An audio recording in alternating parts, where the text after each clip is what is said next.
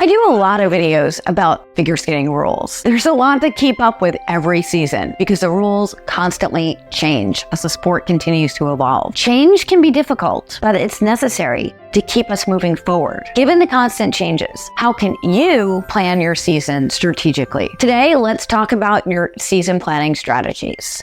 Hi everyone, this is Amy. Welcome to my channel. Like most coaches, I work with skaters in a variety of levels, from Compete USA to Excel to adults to NQS. From the coach's perspective, there really isn't any off-season. In my area for Compete USA and Excel, the in-season is January through June, with the Excel Final and Festival in July. Then NQS runs from July through October, with sectionals in November. Adult events run throughout the year with sectionals in March and adult nationals in April. So coaches must work with you to help you define your season periodization, what to work on and when to work on what. First, let's talk about the off-season. Most of the skaters that I coach are developmental, which is true for most coaches. Their off-season is the summer. That provides 2 to 3 months over the summer for those skaters to become better athletes. If you go from competing at pre-preliminary right into choreographing a new program for preliminary,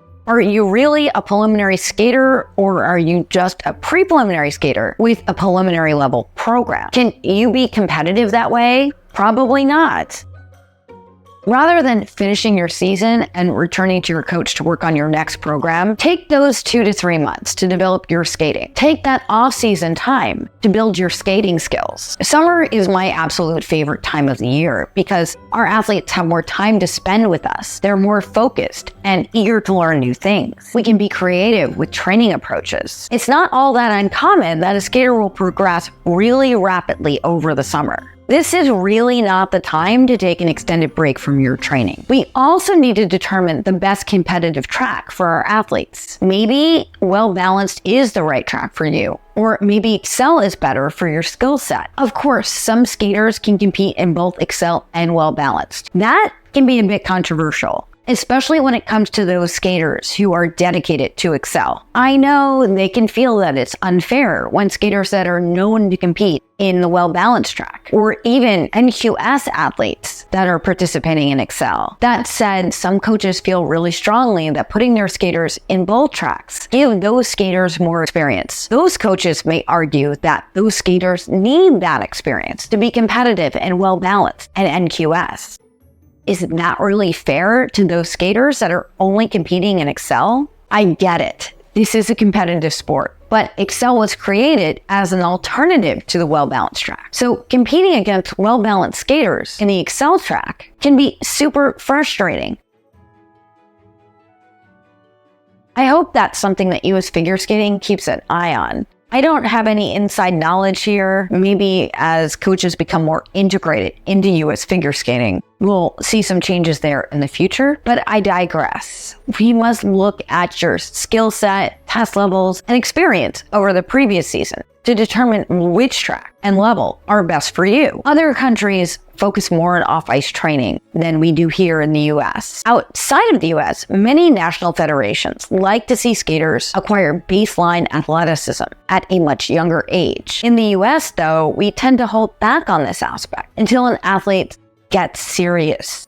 If you ask me, that's a mistake. Mainly as schools are really backing off physical education now. In my Aspire program, I can't tell you how many skaters in my classes don't even know how to do a jumping jack. Often these are 10 and 11-year-olds that just never did a jumping jack. I often find myself having to coach them on their jumping jack form. These are really simple skills that make kids more coordinated in general. So it's more critical now that skaters learn how to do proper off-ice warm-ups and cool down and have a strength and conditioning program. This is something that's being prioritized by having an Aspire program pledged to include off-ice training in their program. Well, you must figure out when to do the heavy off-ice training and when to taper. I caution against working with your primary coach on this unless they are certified in strength and conditioning or even a certified personal trainer. Training is a totally different skill set off the ice. That's why I went through education and I'm certified as an ISSA elite trainer, specializing in strength and conditioning and youth fitness. I have other videos that dive into that deeper, and there are links to them in the description down below. Let's now talk about test levels. As you hopefully already know from watching my other videos, tests have been decoupled from competition levels. For those of you that may be new, decoupling has separated your testing level from your competitive level. As coaches, most of us have coached an athlete that is a senior in high school and wants to compete. Their competitive skill set may be at the novice level or perhaps intermediate, but they would like to pass their senior test before they graduate. In the past, if they were to pass tests above their competitive level, that would mean that they would have to compete at the level that they tested. So many skaters would hold off on taking their tests. This was a common scenario for many athletes. In fact, many coaches never even completed their testing for this very reason. Even many master-rated coaches never passed their senior free skate test. Decoupling now allows athletes to test above their competitive level. So you can now finish your testing and still compete at a level where you can be competitive and where you can be successful. Why do we still have testing then? You still need prerequisites to compete at a level. For example, to compete in juvenile, in qualifying competitions, you must pass the juvenile singles free skate test, now called bronze singles. To take your bronze singles, you must have passed your juvenile moves in the field, now called bronze skating skills tests. Of course, with decoupling, you can now skate down from your test level as long as you haven't registered to compete at that level in a series like NQS or Excel. You can now still skate up one level in non-qualifying competitions to use your IJS protocol for test credit. Testing provides a baseline of the level you can compete. Still, some skaters prefer testing to competing and are test-only skaters. The positive thing about decoupling is, let's say you're competing novice. You can remain at novice and still finish your tests all the way up to gold. This is an excellent opportunity for you to get your gold test in singles without that test impacting your competition level. I know this is confusing and this is just a really high level view. I have a lot of more information about decoupling that goes into a whole lot of detail. There's a link to those videos in the description down below. This is all also in the rulebook, so read the rulebook and check with your own coach whenever you're unsure of something. Moving on from tests, another thing to consider is your previous season's experience. How did you perform in the season before? Did you have a successful year, or was it a developing year for you? Were you learning new elements and skills and could have used more time to become consistent and enhance your elements? If so, you may want to consider staying at that level for this coming season. Or did you need a challenge and perform really well in competition? If so, you might want to move up now. You may be one of those athletes that learned very quickly.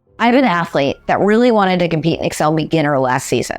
Well, she wasn't ready to be really competitive at that level. The experience of competing helped her to develop and progressed more quickly. We had a heart-to-heart conversation about that before she competed. My skater understood that if she competed at that level, it was for the experience of competing at that level, not to win medals. I coached her this morning, and even though I see her twice a week, I really couldn't believe how far her skills have come since last year. That is proof that skating is really about more than medals. That approach isn't for everyone. So if you decide to compete above where you can be really competitive, understand that it's for growth and not to win. There's also the affordability factor. How many hours a week can you spend on the ice each week? How many lessons can you afford to take? If you skate 2 to 5 hours a week with two or three lessons and very little or no off-ice training, and that's all your time and budget will allow, is it realistic for you to move up? Discuss this with your coach and your parents and make a collective decision. This is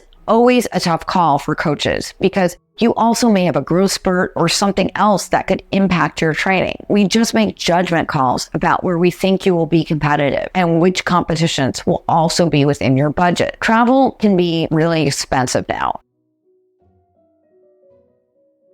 So coaches often work with you to ensure that you can compete locally as much as possible. We're lucky here to have many local options in my area, but that's not the case throughout the country. Do the math on travel, including airfare, hotels, car rental, coaching fees to stay within your budget. I always consider which local events are available to all my athletes to compete. Then, if they are part of a series like Excel or NQS, which events are close enough? How are they spaced out? And where are they going to get the best competitive experience for them? Some of our local events can be really challenging, so maybe it can be worth it to travel. And for the lower levels, are there competitions that offer IJS scoring? If so, that can be a huge factor. It's an excellent opportunity for an Excel high beginner or adult pre-bronze skater to see their scoring on an IJS protocol. They'll understand precisely why they placed as they did. You'll also want to consider that every year there are rule changes. I do my best to keep you updated on the rules with videos. For those of you that have my season planner, I also post those documents there. They're in the Skater Toolbox for those of you that have that. If you don't have my annual planner, there's a link in the description down below. I'll get to more about how that can help you plan your season later in the video. Let's say you've gone over everything with your coach. You've decided on your competitive track and your level. You know which tasks you're going to be taking, and you've set goals with timeframes. You've committed to a training plan, both on and off the ice, to be prepared for testing and competition at the level that everyone on your team has agreed to. Now you have to plan your program. Often your coach works with you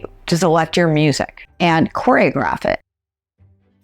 Maybe if you're lucky, you have an in-house choreographer that you can work with. If you're very fortunate, you may have access and the budget to work with an outside choreographer like Scott Brown. I will give you the 1 and the 2 drum beats. This is 1, 2, 3, 4, 5, 6, 7, 8. 2, 2, 3, 4, 5, 6, 7, 8, and you go. Or Roheen Ward. This all comes down to what's affordable for you. Outside choreographers can get quite expensive. I mean, sure, they're worth it, but at the lower levels, likely could be better served by putting that money towards your lessons or working with an off-ice strength and conditioning coach. As for your music choice, coaches will often have ideas about what will work best for you. Maybe you also have an idea for a song, but remember, just because you like a piece of music doesn't mean that it's going to work well for you and your skating. Be open to trying different genres of music. Some may work for you and others may not. There's a whole world of music out there open to you. Also consider what music is age and level appropriate. We often see skaters skating to music that's really above them. Your coach will want to ensure you're skating to music you can skate to and be successful with, as well as taking the lyrics into consideration. I always look up the song lyrics and ensure that nothing could be considered racy or inappropriate. Sometimes there are instrumental versions that work well for younger athletes. Sometimes the kids pop versions can help make a song more age appropriate. Editing out a particular verse can also make a piece of music more suitable for a broad audience and the skater's age. Certain pieces of music may require professional edits, which can be more expensive than if your coach edits it for you. Sometimes that's well worth it if you have a good music editor. I love to work with Rob Colling. He's the skating music guy, or Analog Rob. I've used Rob for years because he's excellent and pretty affordable.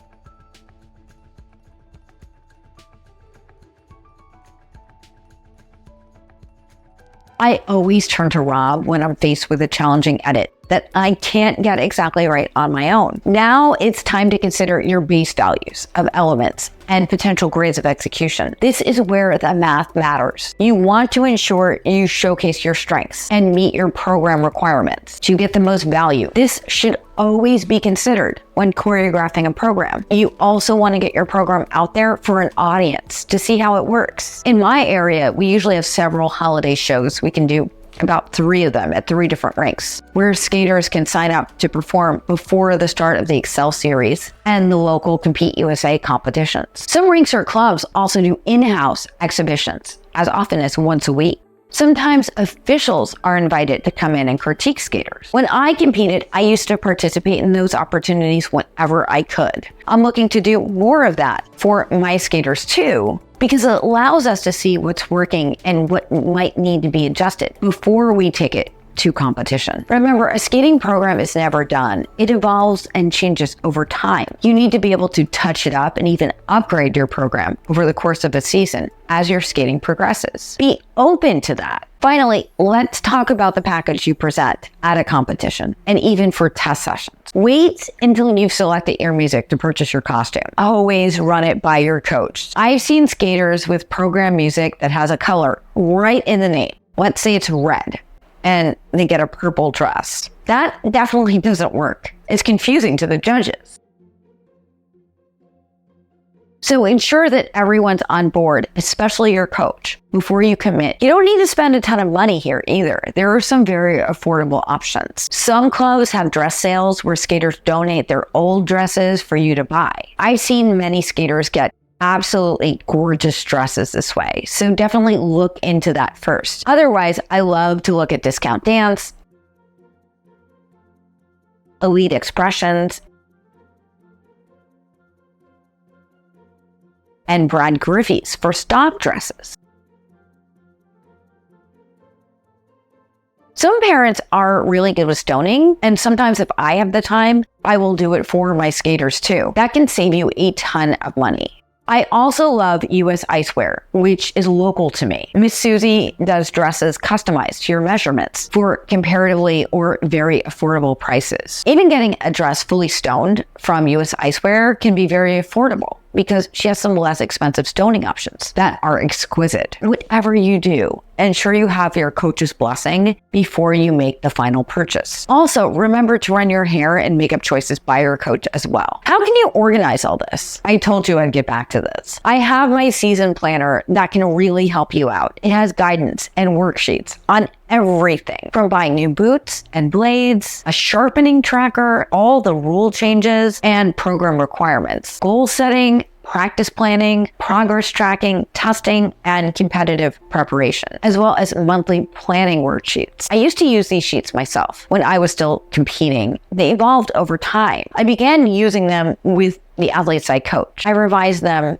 every year and sometimes several times a year. They can help you stay on track so you can have a successful season. That's my sales pitch, but it's actually not even a sales pitch because I don't want to just sell it to you. I want you to use it so you can be successful. Because you watched this whole video, you can use promo code YouTube, one word, at checkout to save. Just go to my website to purchase yours. If this video helped you, please give it a like and share it with somebody else you think it could help. Just post it to your social media too. I post videos every week that can help you with your skating, your testing, competing, your planning, and ultimately live a better life. Be sure to subscribe and ring that bell so that you never miss a video. This is Amy. Happy skating. I will see you real soon. Thank you for watching. Bye.